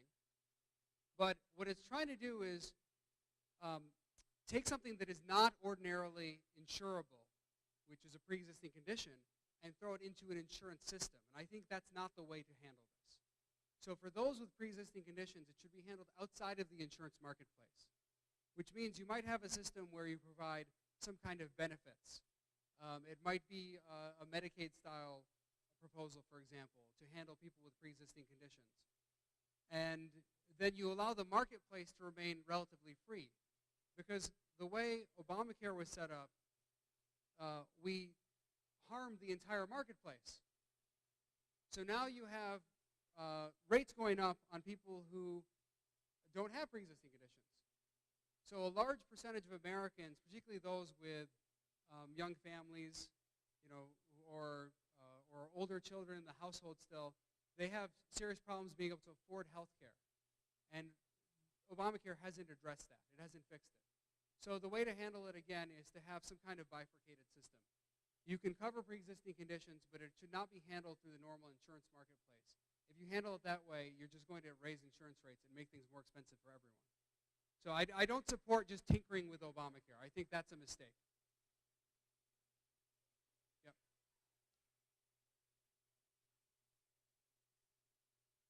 Yes, sir. Yeah, I'll go to you. Yep.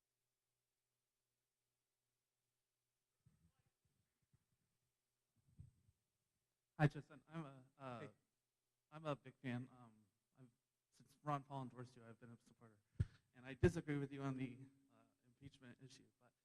But my question was really, do you support Bill Barr's investigation into the investigators? And if the Attorney General, Inspector General report comes out, and the whole underpinnings of the Mueller investigation that started it, if it does come out that there's a lot of corruption in the so-called deep state that led to his appointment in the first place, would you reconsider your position to call for impeachment?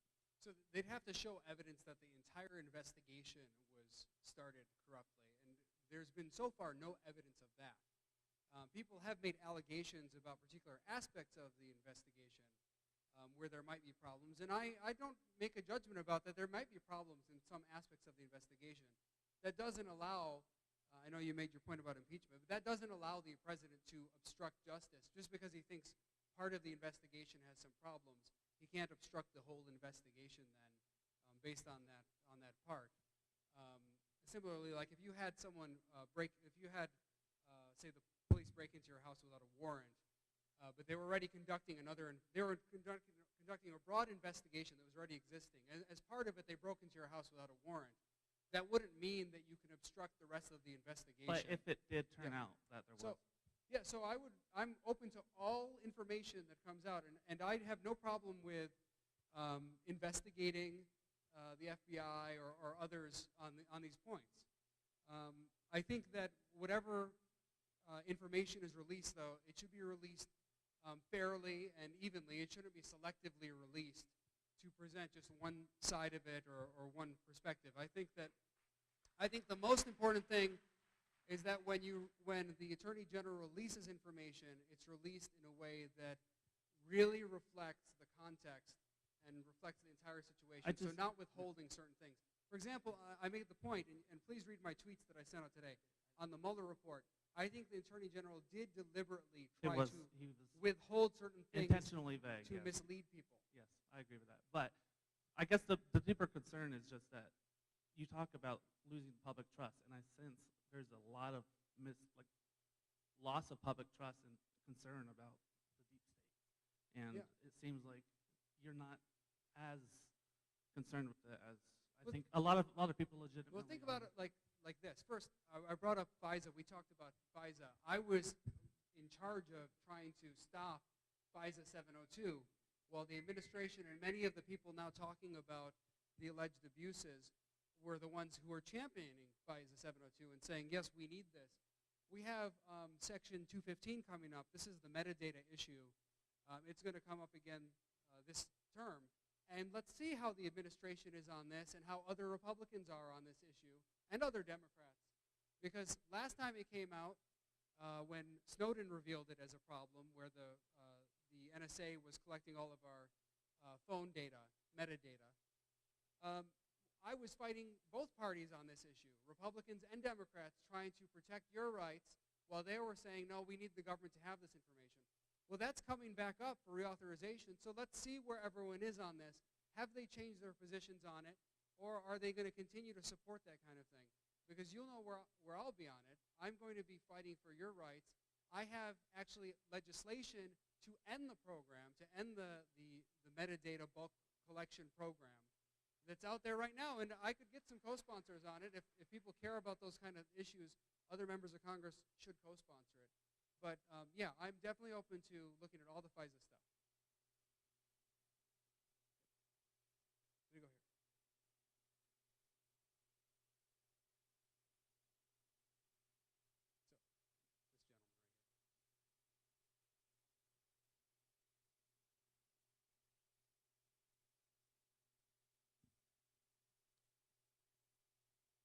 My name is Ryan, and I'm from the Sunrise Movement Hub of Grand Rapids. Sunrise is a youth-led climate action organization attempting to make the next presidential election about the most fundamental existential threat to humanity we have ever faced, and that is climate change.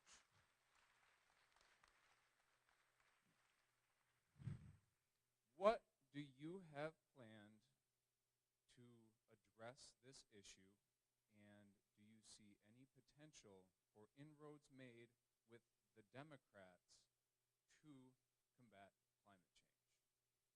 So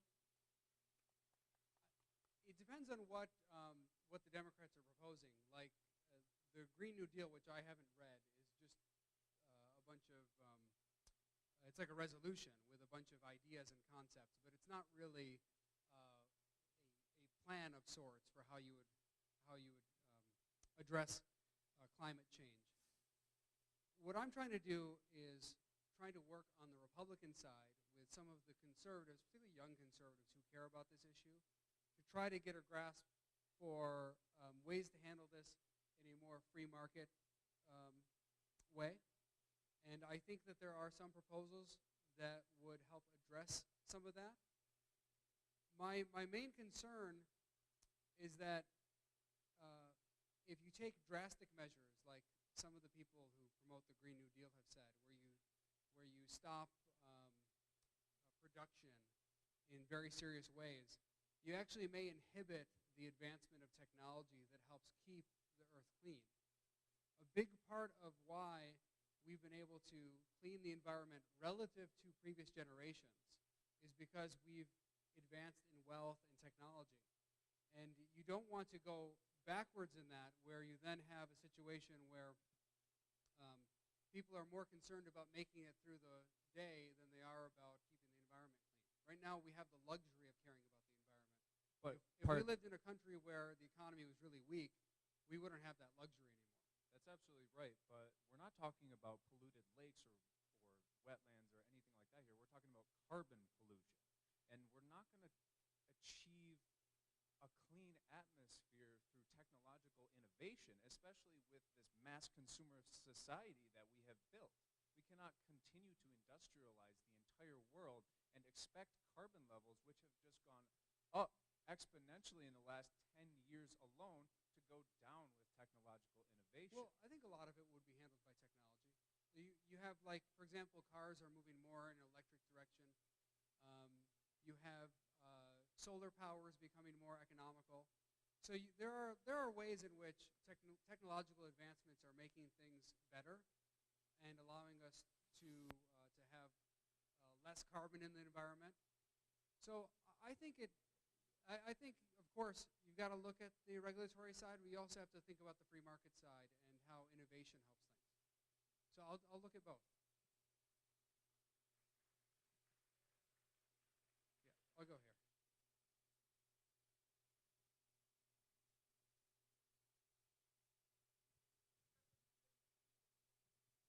Thank you very much. I'm really glad to be here. Appreciate very much listening to you talk about the process.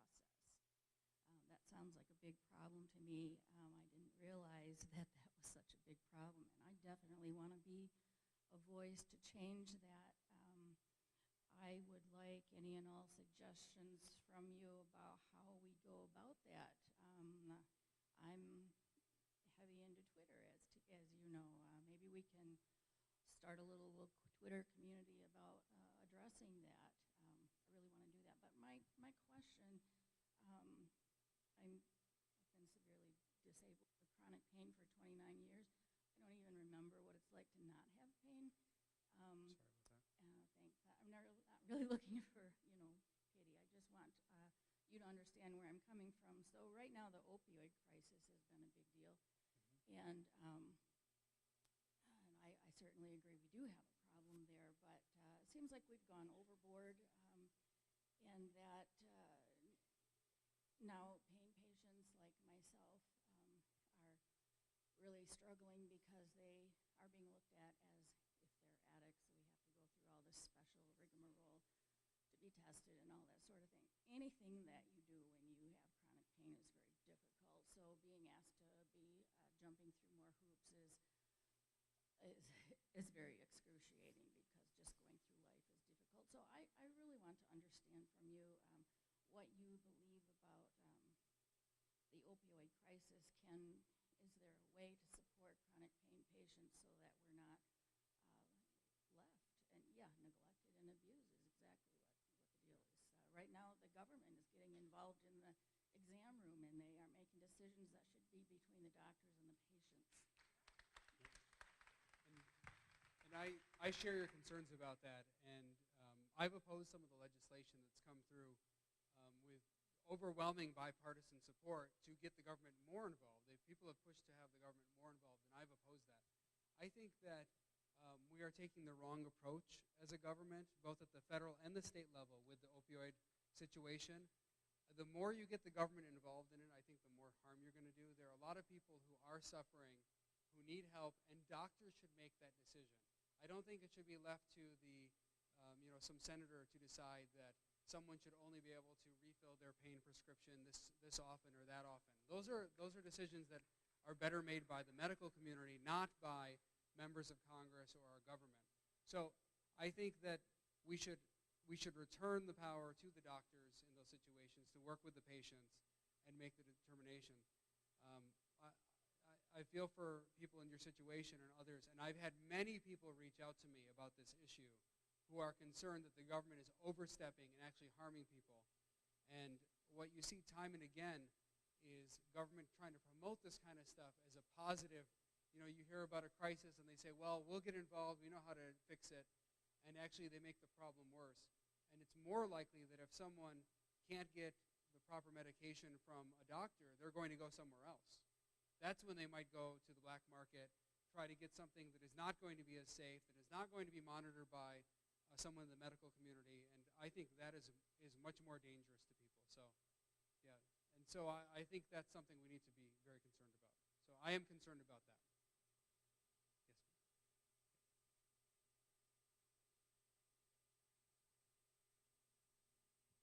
Hi, thank you. Thank you for having the town hall.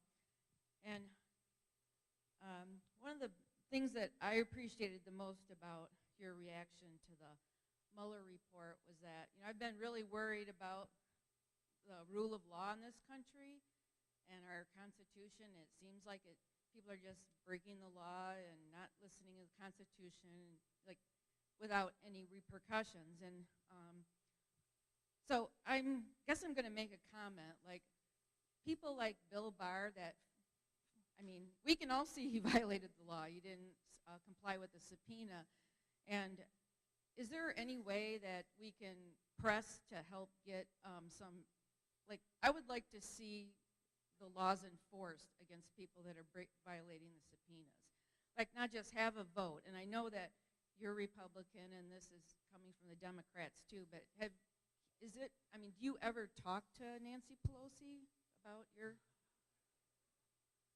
just say, Nancy, I know I'm a Republican, but we need to arrest this guy. He broke the law, and it's setting a bad example for America. I haven't had a conversation with the speaker about it. Can you? I can try, but I've tried that with Republican speaker, and that doesn't work that well either.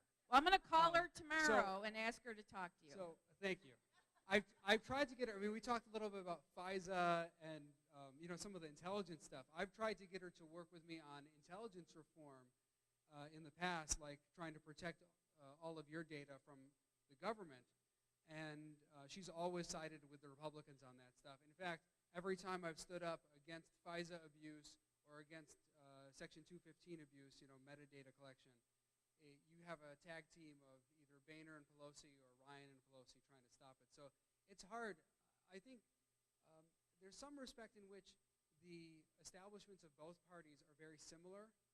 They have constituencies that are different than like most members of Congress, frankly. Their constituencies are the lobbyists and the others who come in, and that's what they really care about. And they also think about like how to maintain power all the time, because if you're the Speaker of the House, she's thinking about the numbers all the time. How can she maintain her majority? So it's all kind of like a calculation in her mind. So I think it's very difficult to persuade someone like that of something. But I'll keep trying on that. As for whether someone is violating a subpoena, that does raise a difficult issue of maybe executive prerogative. There are some situations where the executive branch may have maybe a right to withhold something from the legislative branch if it relates to some kind of confidential internal information. There may be some executive privilege in certain circumstances. I'm not saying it is in this case necessarily, but there may be situations like that. So that always has to be balanced. Just because I, for example, agree that impeachable conduct has been committed doesn't mean that I necessarily agree with all Democrats on every procedural issue that will come up. And in fact, I'm on the oversight committee, and sometimes I voted with the Republicans and sometimes I voted with the Democrats depending on my own analysis of it. But everyone else just votes with their own party. And I think that's, like I said earlier, I think that is probably the biggest problem we face. I just find it really disturbing. We have all these lovely picture and soft focus of Hope Hicks. Like, is she going to violate the subpoena? Like it's a fun choice. If I violated a subpoena, there'd be federal marshals coming in here to handcuff me and take me away. Yeah, so I think it needs to be, I think we need to really push for enforcement. I don't care whether it's a Democrat or Republican or independent. If they violate the laws of our country in plain sight, they should be held accountable. And you make a good point about, I get comments about, do I care about the FISA abuse? And of course I do. I also care about abuse of power in government. And you make a good point that what ends up happening, and one of the types of abuse I care about, besides the FISA abuse, which is also important, if there is FISA abuse, we should know about it. But other types of abuse include things like obstructing justice, preventing the rule of law from taking place. So you have to counter all of that kind of abuse. It's not just one type of abuse in government. I think the executive branch is too powerful. It does abuse power under Democrats and under Republicans, and we need to rein it in. Agreed. Thanks. And I think that's going to, we're at 45 minutes. So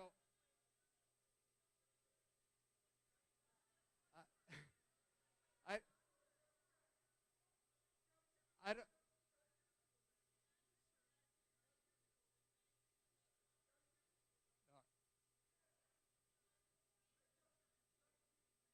It's not that I don't want to hear what you have to say.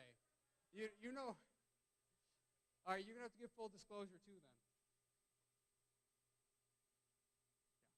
Yeah. Give your full disclosure.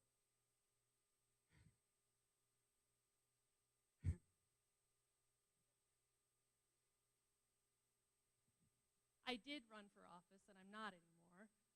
We have had conversations since the very first town hall I attended. I salute you, and I like you a lot, Justin. I salute you for standing up for what you believe is right in the impeachment of Donald Trump. I appreciate that. But we've been talking about Donald Trump and you the whole time.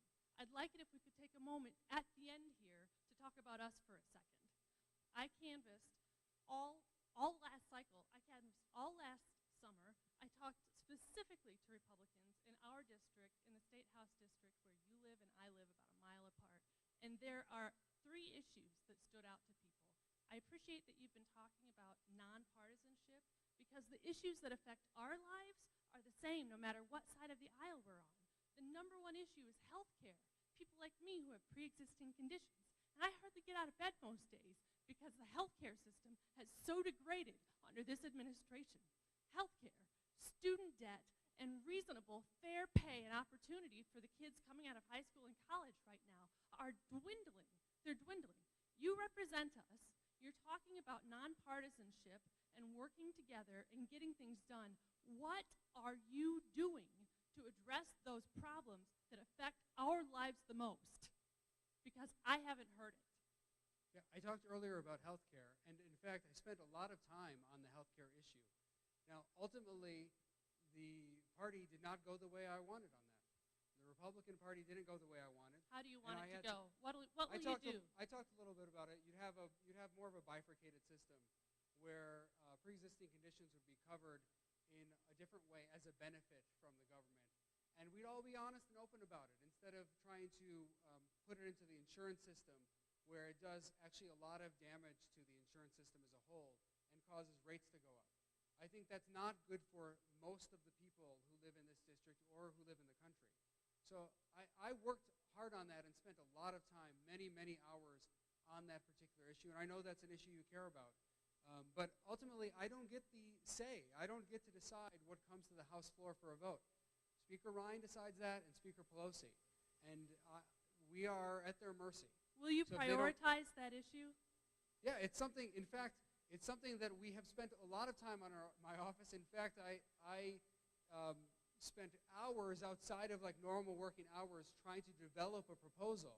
I appreciate that. What ended up happening is it became clear to me nobody wanted to proceed with this. So I've obviously not spent as much time with it recently because it didn't go anywhere. Nobody wanted to proceed with anything. They sort of just let it go. Student debt, what are you doing for student debt? It's killing people. Well, I don't think that you can resolve the student debt by having the federal government make it go away. It doesn't go away magically. Part of the problem is that students are getting loans very easily now. And when they get loans that easily, they don't necessarily make the right decisions about what to do with their college experience. And then you end up with college costs going up because what happens is as you increase the number of loans, the college administrators or the colleges or universities, they decide we're just going to increase tuition rates. So people get more loans, tuition rates go up, and all that happens is you create a mountain of debt for students, and the beneficiaries are the colleges and universities. So that is not a good system. Okay, something can be done about it. And the last point is fair wages. Fair wages. Fair wages. People who work 40 hours a week making enough money to get by. What can you do about that? If you're talking about like a minimum wage increase or something like that, is that what you're suggesting? That's one option. What is your proposal for making it possible for hardworking people to get by in life? Well, I think you have to have the market make most of those decisions. You The can't market's have failing if the government comes in and makes those decisions, you end up with higher unemployment because what will happen, like if you increase the minimum wage enough, I'm not certain that all increases in minimum wage would cause this because there's probably like a little bit of wiggle room around where we're at. But if you increased it enough, like to a significant dollar amount, like you've seen in some cities across the country, what ends up happening is it ends up hurting the youngest people, the poorest people, the least skilled people, because businesses stop hiring them. They would rather hire someone at a higher wage who's more skilled, or they just decide we're going to operate with fewer people. So it has a negative effect if you just increase it. And I know that while many Democrats talk about increasing the minimum wage, in practice, what I've seen in Congress is Democrats voting to lower the minimum wage in places like our territories, like we have overseas territories. And in some cases where we've had very high unemployment, you've had Nancy Pelosi actually vote to stop minimum wage increases precisely for the reason that it hurts the economy.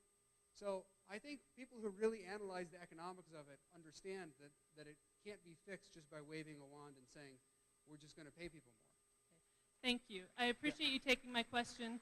I hope to see you run in 2020, and I wish you the best. And I hope that you give Trump a real run for his money. And again, thank you for standing up and doing the right thing here. And I hope that you come up with a platform that will make our lives better because we need you. Thank you. I appreciate that. Thanks. And we're about like 45, 50 minutes over. So all right. Who's up? All right. We'll just go a few more minutes. We'll go a few more minutes. We'll go to that. Who's the guy? I don't see the guy. Okay, that gentleman? We'll go to that gentleman.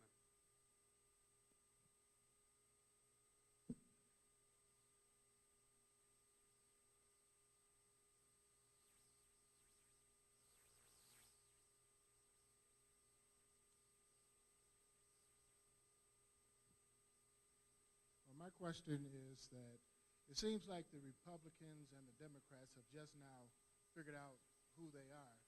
And President Trump has pretty much defined, President Trump has defined Democrats and Republicans pretty good. And from what I'm seeing for the black community and minorities is that Trump is good for America. And I wonder why the Republicans and Democrats are fighting him so much when he's doing such a good job, and you're demonizing him. You're demonizing him on something that you know is not true. It's just bewildering to me that you can treat the President of the United States in this way, especially when he's doing such a good job for the minorities and black people. So I suspect there will be a lot of people who disagree with you on that point. And nobody is demonizing him. I read a report and gave my assessment, and that's the job of a representative. The person who demonizes people every day is Donald Trump. He goes on Twitter and calls people names and says the most egregious things about people. And somehow, if anyone challenges any policy position he has or says there's something in the Mueller report that we should look at, that's somehow attacking him or demonizing him. And that's totally ridiculous, of course. And everyone recognizes that. I don't think anyone thinks that is a reasonable position. He's the one demonizing people. He's the one attacking people day after day. And I don't think that's what people want in their elected officials. It's not healthy for our country. It's not healthy for our country for us to. Okay, this mic's acting weird now. It's not healthy for our country for people to have hatred toward each other, for people to be angry at each other every day. I think that the economy is doing very well, and I think the president deserves some credit for that, of course.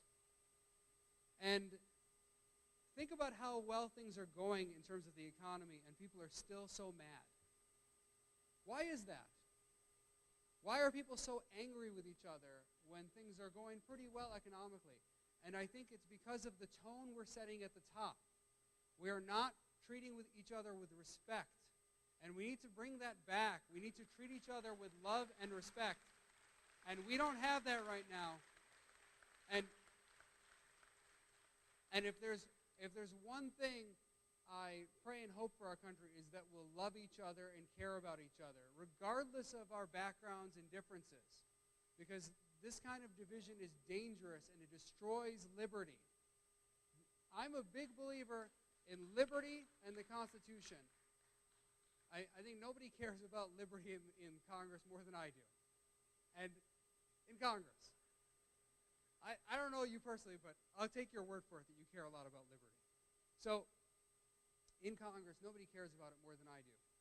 One thing you see around the world is liberty cannot survive in a system where people hate each other and where there's no virtue. You can't have a system like that. And our founders and framers talked about that. You have to have people who care about virtue, and you have to have love. If you hate each other, if you disparage each other, what happens is other systems prevail. If you care about capitalism, for example, which system is more likely to have capitalism? A system where people care about each other or a system where people hate each other? Definitely where they care about each other and love each other. When you have people who are angry, who are upset all the time, it is much more likely to create a situation where the government takes more control. So if you care about limited government, then you should be worried about people being so angry at each other. Because you can't have a system of limited government when there's that much anger and divisiveness. So I'll go right there.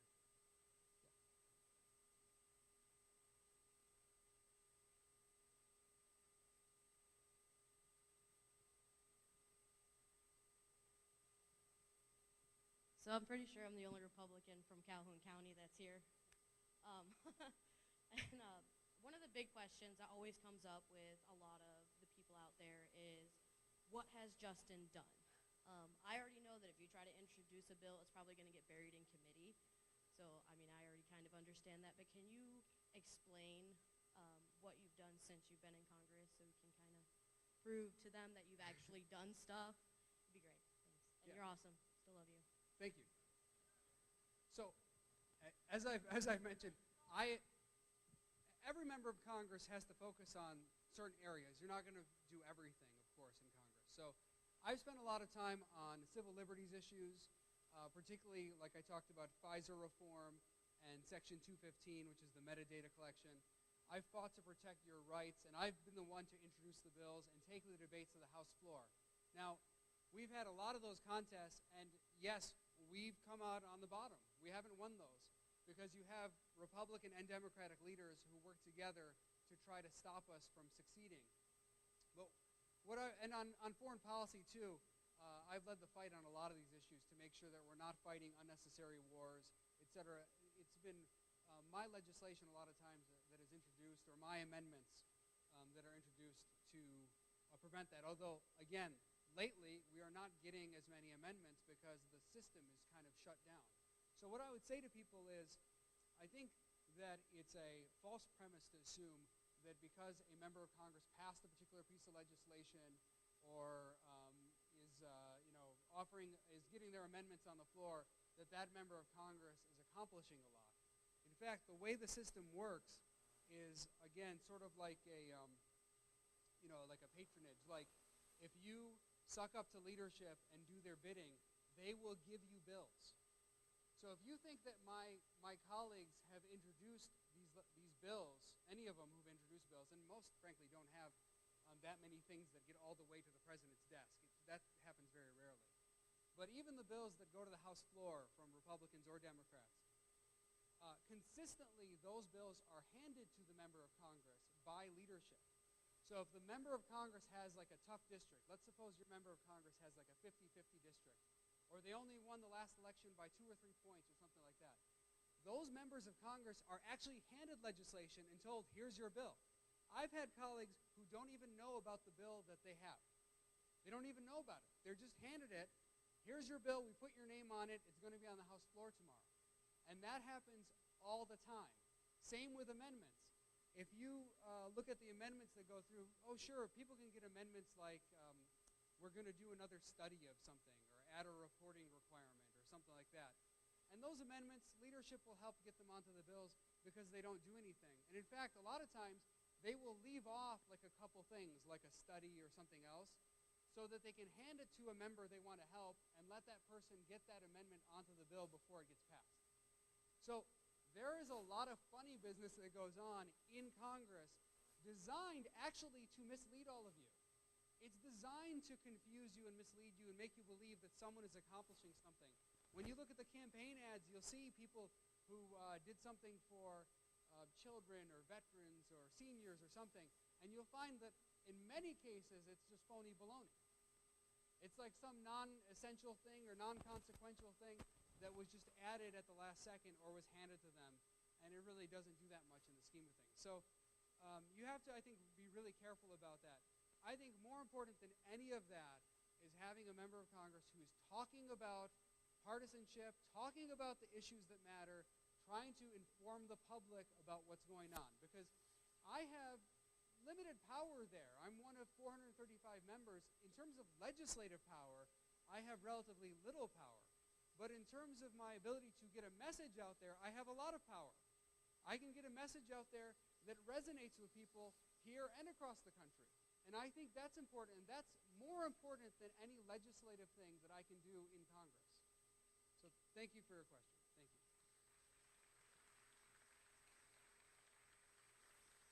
Okay, we'll go to this gentleman.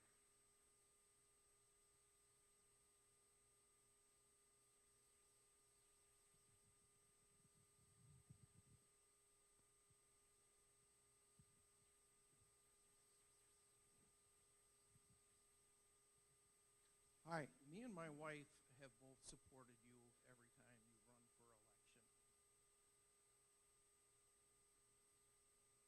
But I think it's time to look through the smoke screen. Many of the people here clapping for you today, when it comes to principles, are they going to pull the lever for you in the election booth? I don't think so. I think they're blowing smoke. They're filling the room with smoke. Mr. Amash, you got to face reality. And going back to the gal that said our president lied, Mr. Clinton said I did not have sex with that woman. He taught my kids about oral sex. Mr. Obama said if you like your doctor, you get to keep him. Eric Holder ignored subpoenas. Okay? These are common things, Democrat or Republican. Why is it all of a sudden now coming to a head because of all the Trump haters that are in this room supporting you tonight but aren't going to be in the voting booth? Maybe pass a hat and get some money from them. You're going to need it. So, thanks for taking my question. Yeah, no problem. So thank you. That is a very good question. And as I've said, I represent the entire district. So it doesn't matter to me whether a person voted for me or didn't vote for me, or donated to me or didn't donate to me. I think I've been pretty clear about that. That's not going to change my principles and who I am. So some of the people you mentioned, like Holder, I called on him to resign. I mean, you could go through a list of Democrats who I've called on to resign or have criticized multiple times, including Barack Obama and Hillary Clinton. I mean, if anyone's criticized Hillary Clinton, I encourage you to look at the criticism I've had of her. I was no fan of Hillary Clinton. So I have been critical of all those people because I do think that we get a certain type of person in politics, especially at the top levels, running for these offices, and a lot of them are not doing the right thing. And I've been critical whether they're in the Republican Party or the Democratic Party. And what I would say is, I don't think we should make our determinations about our own side based on whether the other side is hypocritical. I agree with you that many of the people, I can't speak for this room, but many of the people cheering me on will not vote for me, aren't going to support my campaign. I don't care. It doesn't matter to me though.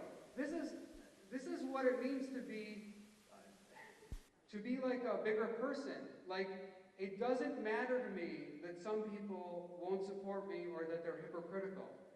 You have to do the right thing regardless. So I hear people all the time.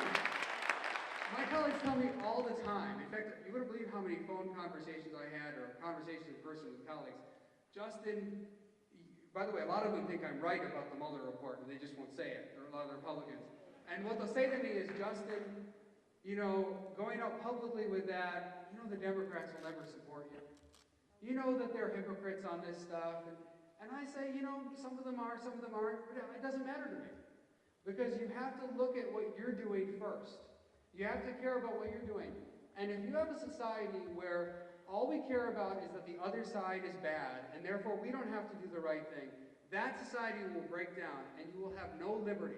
For those of you who care about liberty, who care about our Constitution, I assure you, the surest way to make our Constitution a dead letter is to have a society where we all hate each other and we don't care about what the other side is doing, what they're doing right or wrong. We're just going to hate them and disagree with them. That's the surest way to destroy our Constitution. And I refuse to be a part of that. I will always stand up for liberty, stand up for our Constitution. And with that, I want to thank you all for being here. And hand it back to Matt. Thank you so much. Thank you everyone for attending. Thank you, Christian, for hosting us. Thank you for sticking with us. Well over an hour past our time. Reminder, if you want to hear about town halls and didn't get an email, we do have an e-newsletter on our website, amash.house.gov. You can sign up specifically for town hall announcements. And again, if you have a casework concern, any issue with the federal agency, give us a call, let us know, and we'll do what we can. Again, Matt Weibel, District Director.